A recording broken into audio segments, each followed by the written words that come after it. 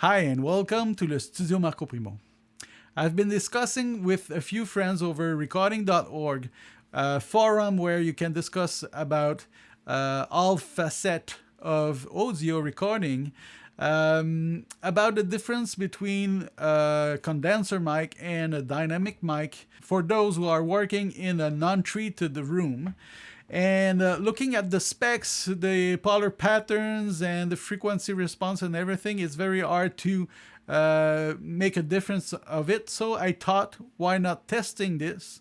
And we're going to compare a Shure SM58 that everyone knows about, and it is not expensive. And we're going to compare it to T12 that I built myself. It's a kit from microphoneparts.com. And we're gonna see what goes with the side reflection and what goes with the rear cancellation, and we're gonna compare each of them. There's no answer for all in this, but let's listen, and we're gonna comment after the tests.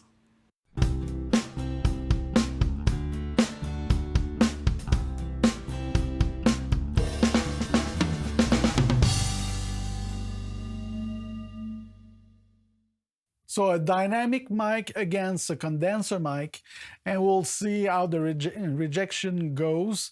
Right now, if I talk really close, you might hear the reflection, and there's some ringing going on in the room. So that's why I chose that part of the room, because I know the defects.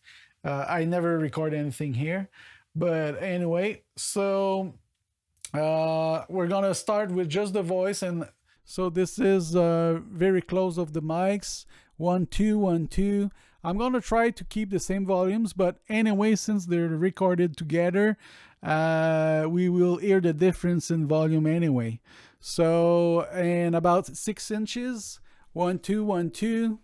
This is a test of rejection. 1, 2, 1, 2. And then about a feet. 1, 2, 1, 2. This is a test of rejection. We'll see if we hear a lot of room noise and ringing. And about an arm length. 1, 2, 1, 2. This is a test of rejection. 1, 2, 1, 2. And then what I'm gonna do is put a noise on my cell phone.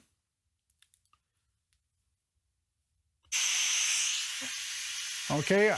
I'm not gonna put it very close to me, more toward an arm length away from me. So let's start again. This is I'm gonna be very close of both capsule. 1, 2, 1, 2. This is a test. 1, 2, 1, 2. This is a test. And then 6 inches. 1, 2, 1, 2. This is a test of rejection. 1, 2, 1, 2. And then about a feet. 1, 2, 1, 2. This is a test of rejection. 1, 2. And then an arm length. 1, 2, 1, 2. This is a test of rejection. 1, 2. And to end it, I'm gonna put the noise on the back. So about the cylinder is about an arm length. So 1, 2, 1, 2. This is a test of rejection. 1, 2, 1, 2. This is a test of rejection. And if I go 1, 2, 1, 2, this is a test of rejection. So we'll be able to compare all of them. Whew. So you heard the tests. What I heard was that if you are very close to the mic, the dynamic mic will have a certain advantage for side leaking and from noise behind the mic. So if your noise comes from here, or of course in your room, if you can position yourself such a way that you put the noise behind the microphone, the dynamic mic does a better job for this. So 1, 2, 1, 2. This is a test of rejection. 1 2 1 2. This is a test of rejection. And also for side reflections, if you are at maybe a feet or so, the dynamic mic still do a better job. The other thing, if you go further than this, then the condenser mic and the dynamic mic will both grab the same kind of noise, and so you can pick one or the other if you want. But the thing is with dynamic mics is that they need more gain to get the same levels as a condenser mic. So if you are further away from the mic, chances are your preamp will start to give some noise into the signal if you're using a dynamic mic. So they are meant to be very, very close. The way they are made, there's some kind of cancellation going on with the capsule. So if you're close, your choice is a dynamic mic.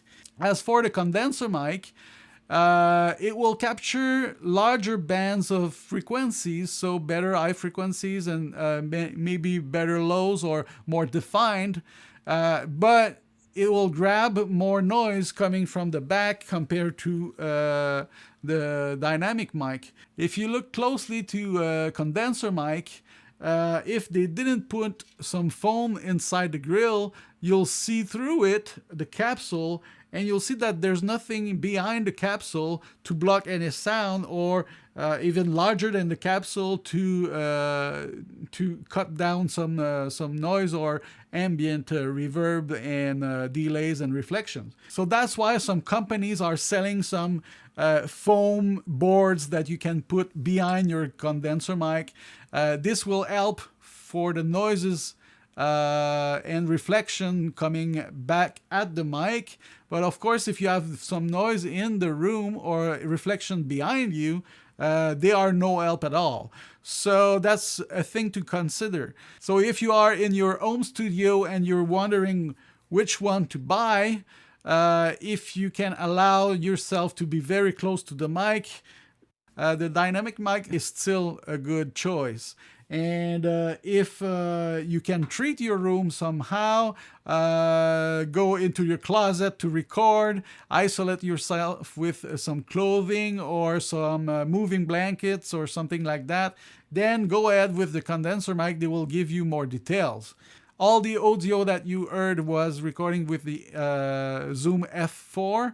The F4 offers average preamps. They are not so noisy. They give up to 75 dB of gains.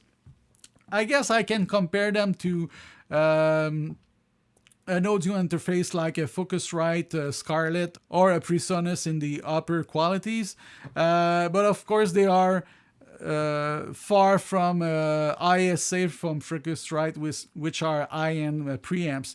What I did want to do is to simulate somebody that is starting with an average audio interface in a small room without any treatment. So I hope you liked this video.